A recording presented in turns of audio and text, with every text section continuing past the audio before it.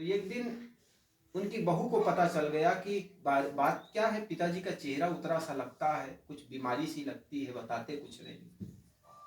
तो डॉक्टर के माध्यम से उसको पता चला कि उनको बड़ी बीमारी। तब बहू कहने लगा, पिताजी आप भी कैसे?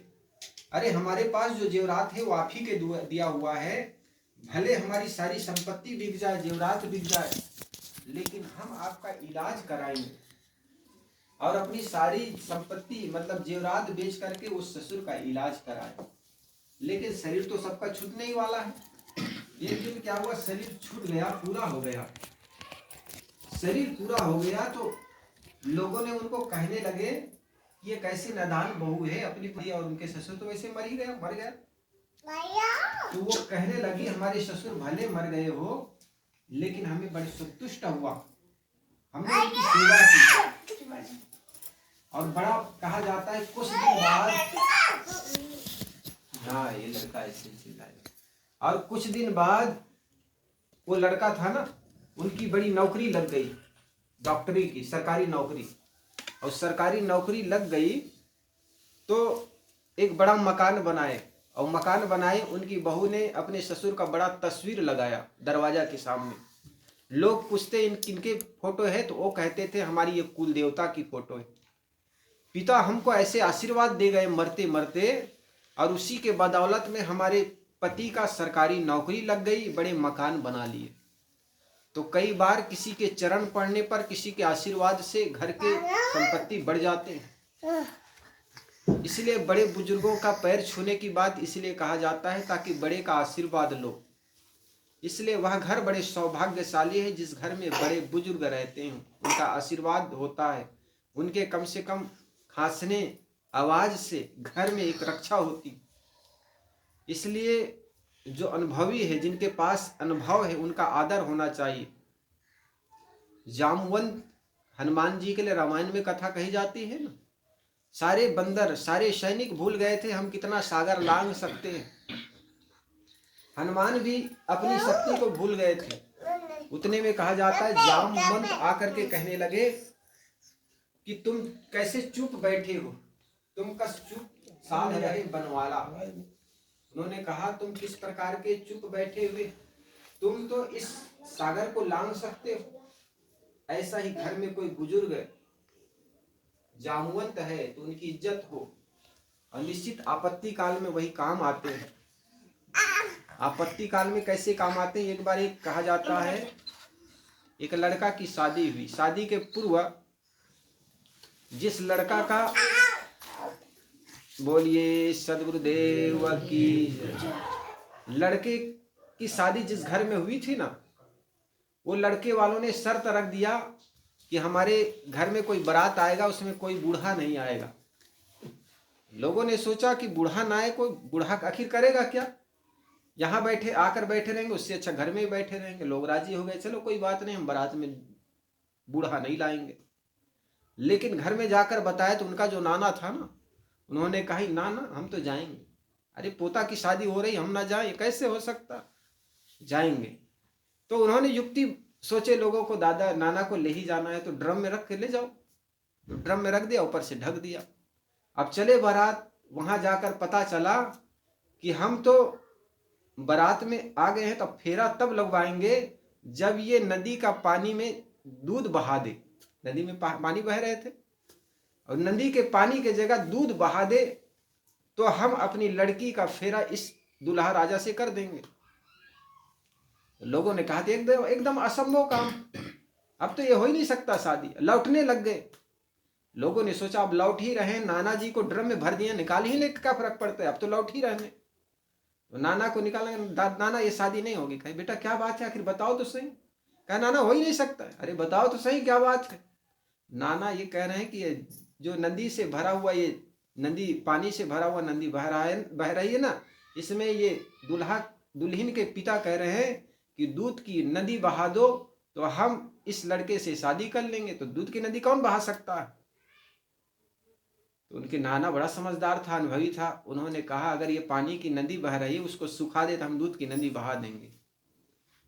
अब लड़के पक्ष के लोगों ने जाकर के बताया कि हमें शर्त मंजूर है, ये दूध की नदी बहा देंगे, जब ये पानी की नदी को कोई सुखा दे तो नदी जो बह रही उसको सुखा सकता है क्या?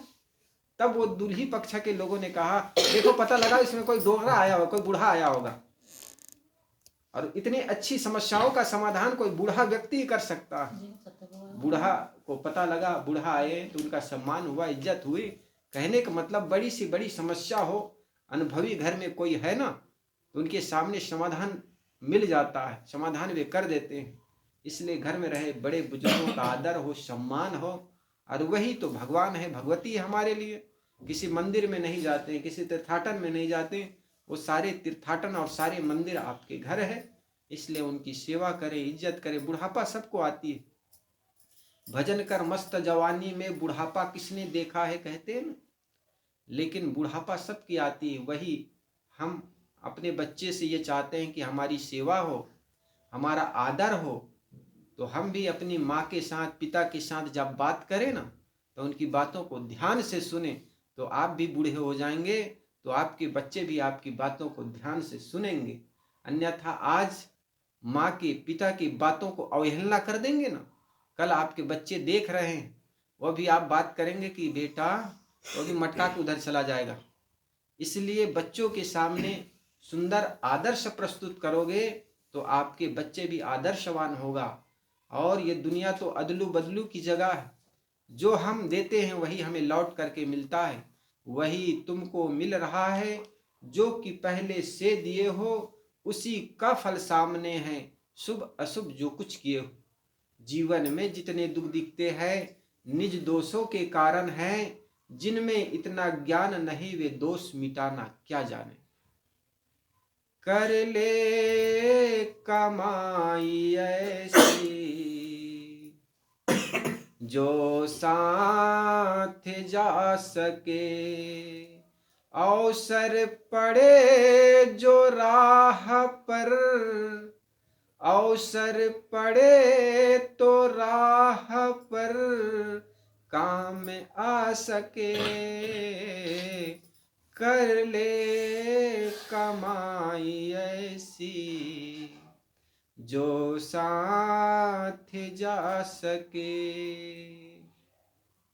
दुनिया के चकाचौंध में जीवन बिता दिया, अनमोल रतन हीरा यूं ही गंवा दिया। मानव वही जो इसका, मानव वही जो इसका फायदा उठा सके। कर ले कमाई ऐसी जो साथ जा सके। दुनिया में नहीं आता कोई साथी नजर नहीं, जो बनते हैं ये साथी वो भी अमर नहीं। दुनिया में जितने भी साथी मिलते हैं वो सब कोई अमर नहीं है। कोरोना काल में देखो कितने प्रिय लोग दुनिया से चले गए, और चले जाने के बाद उनके तस्वीर की पूजा करे, आरती करे, क्या होगा। इसलिए जो लोग साथ में उनकी आदर करो, सम्मान करो। माँ बाप कैसी तकलीफें झेल करके अपने बच्चे को बड़ा करता है, अदालत कचहरी झगड़ा लड़ाई करके भी बच्चे को पाल पोस लेती, पाल पोस कर बड़ा कर लेते हैं। इसलिए घर में बड़े बुजुर्ग है, अनुभवी है, उनका सम्मान हो।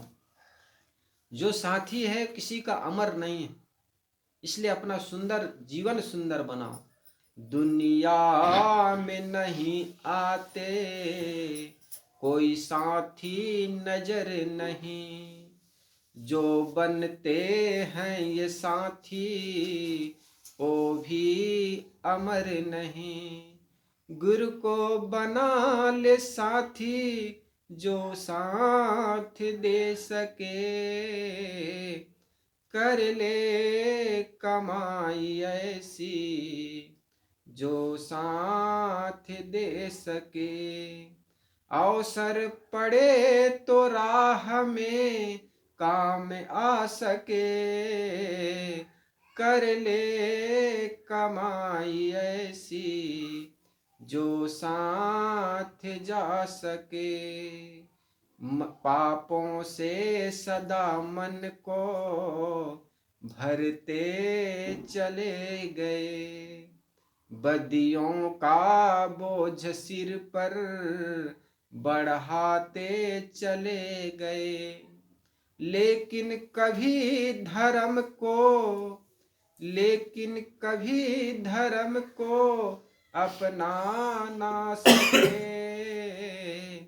कर ले कमाई ऐसी